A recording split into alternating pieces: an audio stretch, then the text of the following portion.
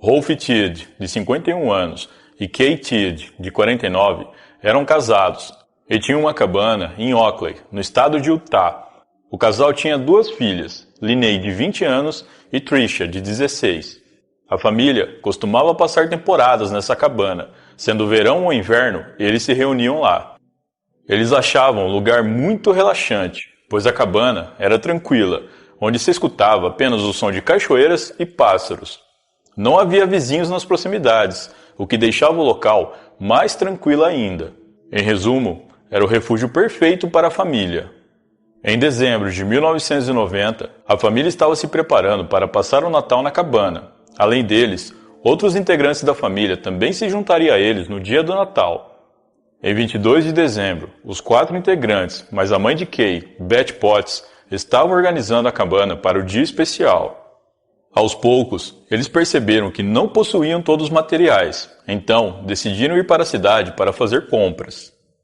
A cabana ficava localizada num lugar tão afastado de estradas que a família precisava se utilizar do snowmobile, um veículo específico para a neve, para ter acesso à cabana.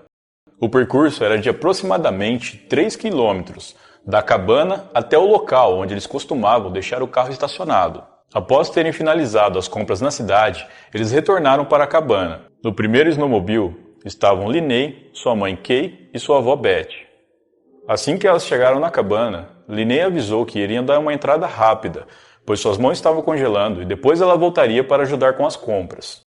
Assim que ela entrou, ela viu um vulto passar e ir para trás da geladeira. O primeiro pensamento dela é que se tratava de seu primo, que já havia chegado junto com o resto da família e estava tentando lhe dar um susto.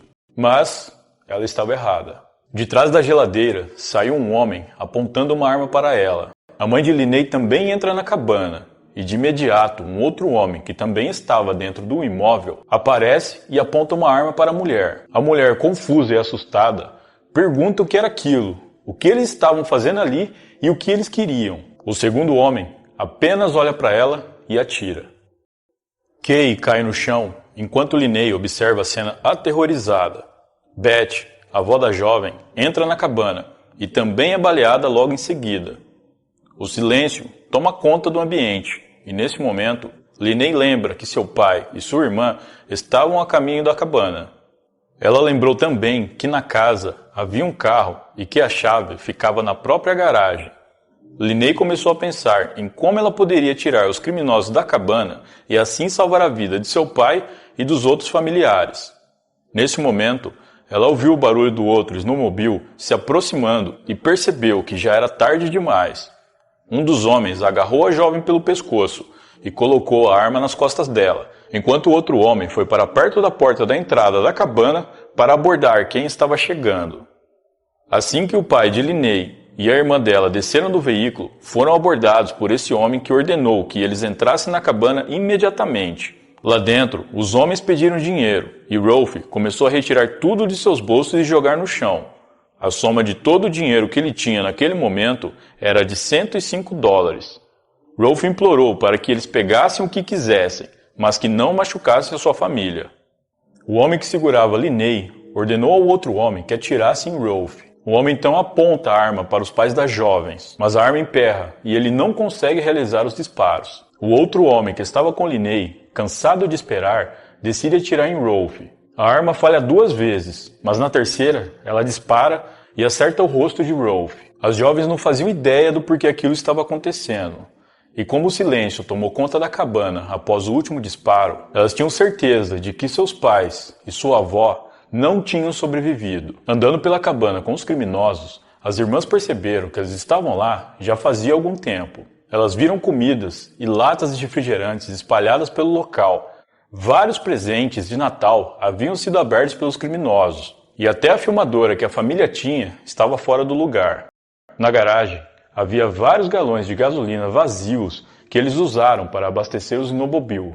Os criminosos ordenaram que as jovens pegassem os galões de gasolina que estavam cheios e espalhassem o líquido por todo o local. O plano deles era queimar toda a cabana e destruir qualquer evidência. Eles ainda pediram para que as meninas carregassem os snowmobile com as coisas que eles queriam levar. E mesmo aterrorizadas, elas obedeceram.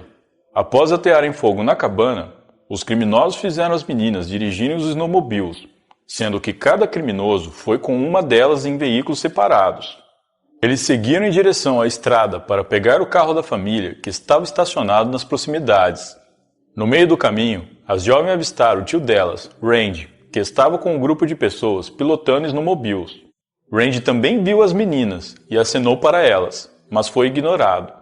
Ele pensou que talvez elas não tivessem visto ele e viu que havia 2 rapazes atrás de cada uma, o que fez ele pensar que elas estavam com os namorados, mas mesmo assim, ele achou a situação um tanto estranha. O homem que estava atrás de Linnea perguntou para ela quem era aquele que havia acenado. Ela respondeu que não o conhecia e que era apenas alguém sendo amigável. Linnea tinha medo do que os criminosos poderiam fazer se soubessem que aquele era seu tio, então ela disse isso na intenção de protegê-lo. Ao chegar no carro, eles começaram a guardar as coisas e não paravam de ameaçar as garotas. Em certo momento, um deles abriu o casaco e mostrou uma faca e disse: "Eu posso não saber usar uma arma, mas eu sei usar uma faca muito bem." Após carregarem o carro, os homens sentam na frente e as meninas atrás, e por coincidência, no meio do caminho, eles passam novamente por Randy, que reconhece o veículo e acena mais uma vez. As irmãs sabiam que se elas pedissem por ajuda, os homens matariam o tio delas. Então, mais uma vez, elas não responderam e fingiram que não o conheciam. Foi neste momento que Randy teve a certeza de que algo estava errado. Cerca de 1 minuto depois, um novo snowmobile apareceu e se aproximou do local. Randy percebe que a pessoa que estava pilotando não usava nenhum tipo de proteção contra acidentes e contra o frio. Ao se aproximar, Randy percebe que quem pilotava era um homem, cujo rosto estava totalmente inchado, a ponto de mal conseguir abrir os olhos. Esse homem era Rolf, seu irmão, que de alguma forma sobreviveu ao tiro e ao incêndio na cabana.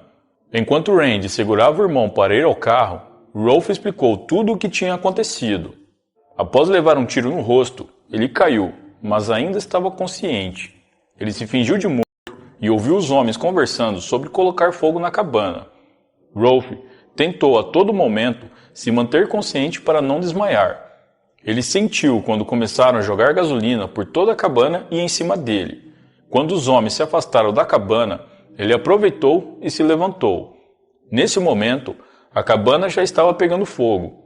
Ele tentou apagar as chamas, mas acabou desistindo. Rolf então pegou um terceiro snowmobile que tinha na garagem e saiu à procura das filhas. Enquanto Rolf explicava tudo isso, Randy dirigia o mais rápido possível e, ao mesmo tempo, tentava ligar para a polícia de um telefone celular, cujo sinal naquela época não era bom quanto é hoje.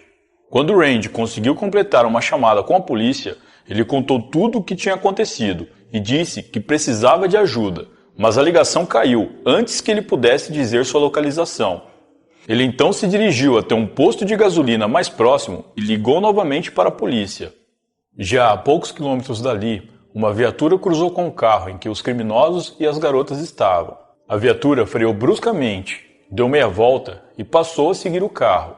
Nesse momento, os criminosos começaram a ficar muito nervosos. A polícia ligou as sirenes e deu ordem de parada, que não foi obedecida. Houve uma troca de tiros e a polícia conseguiu acertar o pneu do carro em que estavam os criminosos e as vítimas, fazendo com que o veículo saísse da pista e fosse parar em um pequeno barranco. Vários policiais chegaram no apoio e cercaram o carro. Linnea e Tricia estavam com muito medo. Elas deram as mãos e começaram a rezar. Os criminosos, vendo que não tinham mais para onde correr, decidiram se entregar.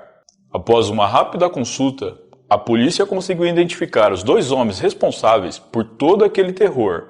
Eles eram Von Taylor, de 25 anos, que tinha várias passagens pela polícia, e Edward Daly, de 21, também com várias passagens, cuja última foi por incêndio criminoso. Os 2 estavam em uma casa de recuperação onde se conheceram e fugiram juntos no dia 14 de dezembro, apenas 8 dias antes de começarem sua série de crimes. Com os criminosos sob custódia, a polícia levou Rolf para o hospital e os investigadores foram até a cabana para colher evidências. A evidência mais importante encontrada na cabana foi uma fita de vídeo no qual havia gravações dos criminosos se aproveitando de tudo o que havia no local. Em uma dessas gravações, é possível ver um deles abrindo os presentes e debochando enquanto o outro filmava. Eles faziam tudo na maior tranquilidade, pois sabiam que tinham tempo. No fim das contas, parecia que tudo já estava planejado, da invasão da cabana ao sequestro. O fogo seria parte disso, já que a intenção deles era destruir todas as evidências. Para as duas irmãs, o pai delas é um grande herói. Ele foi muito resiliente. Ele levou um tiro no rosto, se fingiu de morto mesmo sentindo uma dor insuportável, escapou de ser queimado e atravessou o frio sem nenhuma proteção para pedir ajuda. É uma força que não dá para descrever. Quase 5 meses após os crimes, Von Taylor se declarou culpado das 2 acusações de homicídio, em troca de retirarem todas as outras acusações que tinham contra ele. Ele ainda optou por receber a sentença do júri ao invés do juiz. O júri o sentenciou a 2 sentenças de pena de morte, uma para cada vida que ele tirou. Taylor, apesar de se declarar culpado, não esperava pela pena de morte. Ele apelou repetidamente de sua sentença, mas o Estado se manteve firme contestando essas apelações. Ele permanece no corredor da morte. 2 semanas depois do julgamento de Taylor, foi a vez de Edward Daly. A defesa argumentou que ele não fez nenhum dos disparos. Ao final, ele foi acusado por homicídio em 2º grau, recebendo uma pena de prisão perpétua. Ele poderá ser elegível à liberdade condicional quando tiver 62 anos. Hoje, ele cumpre sua pena de prisão perpétua em uma penitenciária de Utah. A família decidiu não demolir nem vender a cabana. Ao invés disso, eles reformaram para manter o lugar com a memória dos bons momentos que eles tiveram em família. Linney se casou com o namorado de infância, depois que seu casamento anterior terminou em divórcio. Em seu primeiro casamento, ela teve 4 filhos. Agora com Nathan, o seu atual marido, ela acabou ganhando 5 novos enteados. Tricia hoje é divorciada e teve 2 filhas do seu casamento. Rove morreu de câncer em 2008 e no momento da passagem dele, todos os familiares estavam ao seu lado. Essa foi a história de terror e superação da família Tidd.